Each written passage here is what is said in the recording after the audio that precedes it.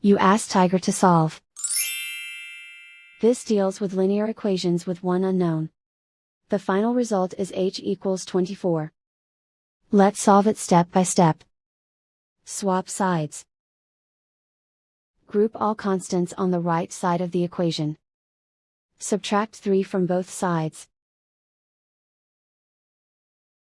Group like terms. Simplify the arithmetic.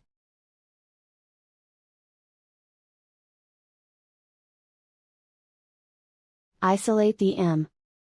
Multiply both sides by 6. Group like terms. Multiply the coefficients. Simplify the fraction.